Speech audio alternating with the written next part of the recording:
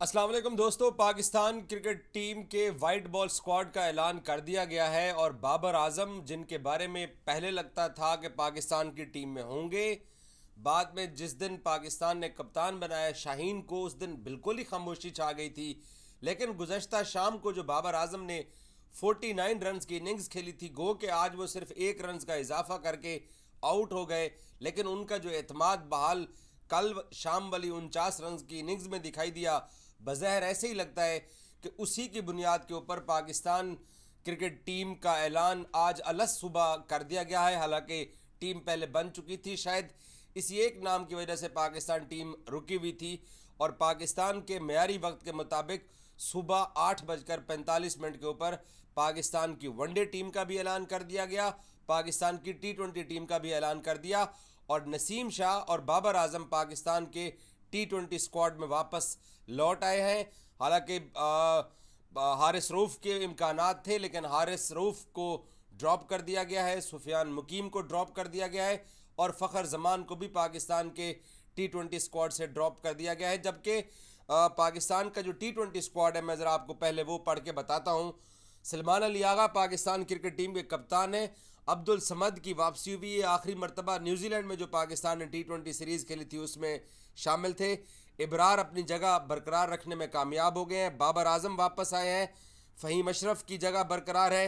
हसन नवाज़ हैं, मोहम्मद नवाज़ हैं, मोहम्मद वसीम जूनियर हैं। सलमान मिर्ज़ा को कंटिन्यू कराया गया है T20 स्क्वाड के अंदर। नसीम शाह की वापसी हुई है। साहबजादा फरहान, साइम अयूब को एक और मौका दिया गया है। शाहीन आफरीदी, उस्मान खान की वापसी हुई है, विकेट कीपर बैट्समैन की। उस्मान तारिक। अब इस टीम से T20 जो पाकिस्तान ने एशिया कप खेला, इसमें खुशदिल शाह ड्रॉप कर दिए गए, हसन अली ड्रॉप कर दिए गए। इसके अलावा जैसे मैंने आपको बोला कि फ़खर जमान, हारिस रऊफ़, सुफियान मुकीम भी ड्रॉप कर दिए गए हैं, जबकि हुसैन तलत भी पाकिस्तान के T20 स्क्वाड से ड्रॉप कर दिए गए हैं। तो ये पाकिस्तान का T20 स्क्वाड है। वनडे स्क्वाड भी पाकिस्तान का यहाँ पे है, जिसमें मैं नाम पढ़ के बता देता हूँ, तबसरा उस पर बाद में करते हैं। शाहीन अफरीदी कैप्टन, इब्रार हैं वनडे टीम के अंदर, बाबर आजम, फ़हीम अशरफ, फैसल अकरम की वापसी हुई है, फ़खर जमान वनडे टीम के अंदर शामिल हैं, हारिस रऊफ़ भी वनडे टीम में शामिल हैं, जबकि ये दोनों T20 से ड्रॉप कर दिए गए हैं, फ़ौजी और हारिस रऊफ़। हसीबुल्ला की वापसी हुई है, हसन नवाज़ हैं, हुसैन तलत बरकरार है यहाँ पे, मोहम्मद नवाज़, मोहम्मद रिजवान T20 स्क्वाड के अंदर, वनडे स्क्वाड के अंदर शामिल हैं। जूनियर, वसीम जूनियर, नसीम शाह, साइम अयूब यहाँ पे भी हैं। सलमान अली आगा, साहबजादा फरहान कहता हूँ, सरदार औरंगज़ेब साहब मेरे साथ मौजूद है। भाईजान, अब आप खुश हैं कि Mohammad Haris wicket keeper batsman drop कर दिए गए, बट आप इस बात पे तो अभी भी सिलेक्शन कमेटी के ऊपर खफा होंगे, पता नहीं क्या आप उनको मार्जिन देते हैं कि दुनिया के बेस्ट ऑलराउंडर साइम अयूब साहब को बरकरार रखा गया।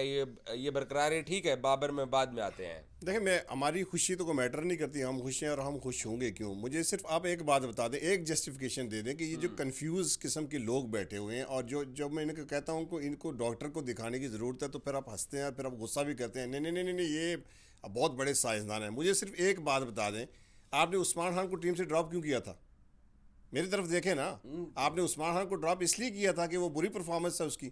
आप उसको लेके क्यों आए हैं? तो फिर बाबर आजम को हमने क्यों ड्रॉप किया तो था? मैं अगला सवाल मेरा यही है ना, हाँ। अगला सवाल मैं यही करने जा रहा हूँ। उस्मान खान को आपने ड्रॉप किया था बुरी परफॉर्मेंस पे, तो किस प्लेटफॉर्म पे उसने परफॉर्म किया, उसका कमबैक हो गया। अगला जो जिसको आप रखते हैं वो इतनी बुरी परफॉर्मेंस करता है कि आपको पिछले की याद आ जाती है। बाबर आजम के साथ आपका मसला यही था कि स्ट्राइक रेट का मसला है, बाबर आजम की फॉर्म नहीं लगी हुई है। तो किस प्लेटफॉर्म पे बाबर आजम ने फॉर्म किया, आप उसको वापस लेके आए। तो ये 49 रन किए कंफ्यूज, कल रात को। ये कंफ्यूज लोग बैठे नहीं, ये पहले फैसला हो गया था। ये 49 रन की वजह से फैसला नहीं हुआ, ये पहले फैसला था बाबर आजम को नहीं तो T20 में फिर लाने टीम का का। ऐलान इतने देर रोक भी तो गया ना ये सर लोग का गया है, उनसे पूछे ना। एक जो आदमी सुफियान मुकीम को टीम से ड्रॉप कर रहा है, जो आदमी फ़खर जमान को T20 से ड्रॉप कर रहा है, वो कोई लॉजिक दे सकता है या वो किसी मेरिट की बुनियाद पे टीम सेलेक्ट कर सकता है? एक ही आपका बंदा फ़खर जमान ने T20 में रन किया, आपने उसको बाहर बिठा दिया।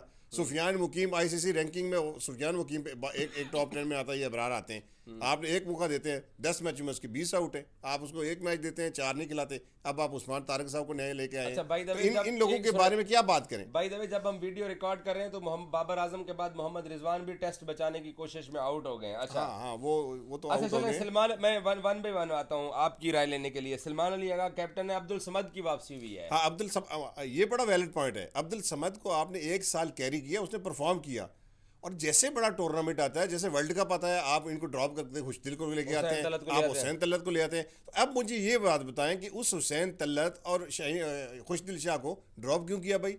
अब अब्दुल समद क्यों आ गए टीम में?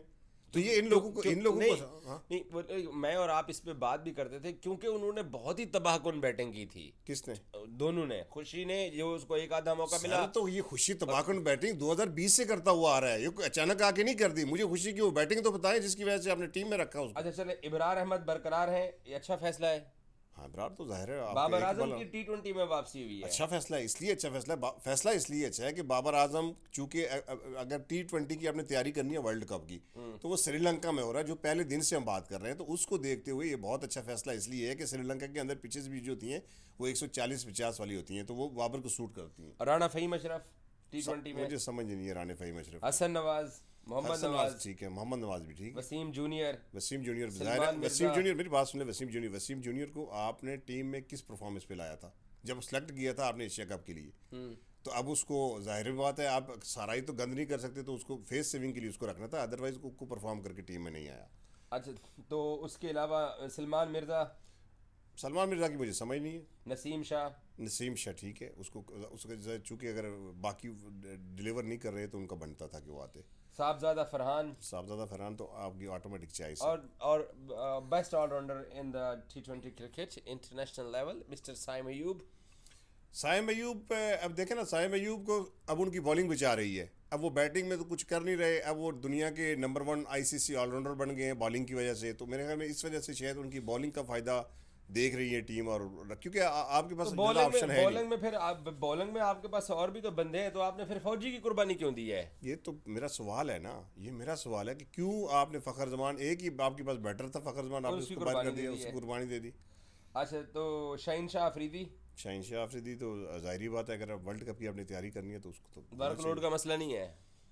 मेरा नहीं ख्याल कि वर्कलोड का कोई मसला होना चाहिए। उस्मान खान की T20 में वापसी हुई है। मैं उस्मान खान कोई जस्टिफाई नहीं करते, क्योंकि एक तरफ और हमारी बातों में नुमान भी आउट हो गया। एक तरफ तो आप कहते हैं कि लीग्स की बुनियाद पे हम जो है वो ये काउंटिंग नहीं करते, तो दूसरा आपने सिर्फ लीग्स की बुनियाद पे आखिरी जो उन्होंने वेस्ट इंडीज़ के अंदर कैरिबियन लीग खेली है उसकी परफॉर्मेंस पे आप रखा था। इसके हक में कभी नहीं होता, क्योंकि लीग प्लेयर मुझे बता दें जो आपने लीग से उठा के चलाया हो, यही लीग की परफॉर्मेंस थी। बांग्लादेश में आपने खुशदिल शाह और हुसैन तल्लत को डाल दिया था, फिर उन्होंने रन करके दिए आपको। और उस्मान तारिक आए हुए हैं जो अंपायर के पास रुक के गेंद करवाते हैं, उन्हीं के तो मैं बात कर रहा हूँ। नहीं, मैं उस्मान खान का पूछ रहा था। उस्मान खान की मुझे कोई समझ नहीं है भाई। उस्मान खान को क्यों आपने निकाला था? इसलिए कि आपने भरपूर चांस दे के तो आपने उनको निकाला, और अब आप उनको क्यों लेके आए हैं मुझे तो समझ नहीं है। अगर आरिफ का फेलियर है वो छुपाने के लिए आप उस्मान खान को लेके आए तो ये कोई जस्टिफिकेशन नहीं है। रिजवान को डाल लेते, अब डाल देते, आपने अपनी अना छोड़ देते। इनसे क्या उस्मान खान से रिजवान बेहतर नहीं है? क्या आरिफ से बेहतर नहीं है रिजवान? मगर क्योंकि आपने अपने अना मारनी है ना, आपने कैसे जवाब देते, लोगों का सामना कैसे करते? यार मुंह तो है ही नहीं इनका, इन्होंने क्या सामना करना था। बहरहाल चलें, ओके चलें। अब वनडे स्क्वाड में आते हैं। शाहीन शाह अफरीदी, इब्रार ठीक है, बाबर आजम, फ़हीम अशरफ, फैसल अकरम वनडे टीम में आए हैं। अच्छा एडिशन है। जो कोई भी यंगस्टर अगर टीम में आता है ना, जिसका कैरियर डोमेस्टिक से शुरू हो, जो डोमेस्टिक में परफॉर्म करके आता है, तो उसको डेफिनेटली होना चाहिए, फ्यूचर है पाकिस्तान का। अच्छा, फ़खर जमान और हारिस दोनों टीम में है। हारिस रऊफ, हाँ बिल्कुल होना चाहिए इनको। हारिस रऊफ को T20 से बिठाया गया है। T20 मेरे ख्याल में जो उनकी शायद एशिया कप की फाइनल की परफॉर्मेंस है, शायद उससे सिलेक्टर अगर डिसाइड होंगे, मुझे नहीं पता। मुझे सच्ची बात है, ये जो सिलेक्शन के जो आज टीम अनाउंस हुई है ना, मुझे इसकी कोई समझ नहीं है कि अच्छा, हसीबुल्लाह वनडे टीम में रखे गए। हसीबुल्लाह को पहले से रखना चाहिए था। देखिए यही बात है ना, हसीबुल्लाह के बारे में जब हम पहले एशिया कप से पहले बात करते थे तो हमें मिलता था कि नहीं उनका डिसिप्लिन का मसला है।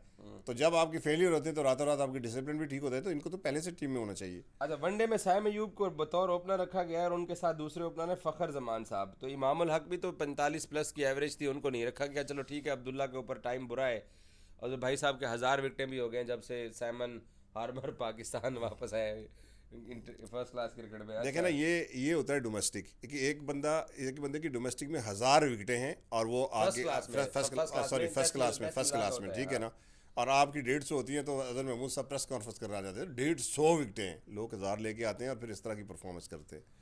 ओके मैं जैसे बात कर रहा था ओपनर्स के ऊपर, इमाम वैसे वेल डिजर्व थे, उनके बारे में लोग कम बात करते हैं, बट नहीं, इमाम उल हक को होना चाहिए था, क्योंकि इमाम उल हक मैं पहले भी कह चुका हूँ आपके साथ एक बात एक इंटरव्यू में कि इमाम उल हक जो है वो मेरा नहीं ख्याल कि वो परफॉर्मेंस की वजह से टीम से निकाले गए थे, और अब जब टेस्ट में वो परफॉर्म कर रहे हैं, डोमेस्टिक में परफॉर्म करके आए, तो उनका हक बनता था कि उन्हें शामिल किया जाता। तो नहीं, सरदार औरंगजेब साहब को ये ऐसी एक टीम पाकिस्तान ने बनाई है जो ना समझ आने वाली है, क्योंकि बहुत सारे ऐसे नाम जो कि इस टीम के अंदर ड्रॉप किए गए हैं, स्पेशली फ़खर ज़मान का ड्रॉप होना, सुफियान मुकीम का ड्रॉप होना, और द लेजेंड अब हसन अली के ड्रॉप होने पे परेशान तो नहीं है? मैं बिल्कुल परेशान नहीं हूँ, और मैं सिर्फ इसलिए परेशान हूँ, हाँ मैं ये परेशान हूँ कि यार वो ड्रॉप हो कैसे गया, इतना बड़ा आदमी वो कैसे ड्रॉप हो गया। मतलब 2020 से जो आदमी बगैर किसी परफॉर्मेंस के खेल रहा है, अब तो उस बेचारे ने पानी की ड्यूटी अच्छी की थी, अब क्यों उनको ड्रॉप कर दिया गया? तो अब पाकिस्तान टेस्ट मैच भी हारने जा रहे हैं, उसके ऊपर दोबारा इनको बाद में लेंगे। Thank you so much.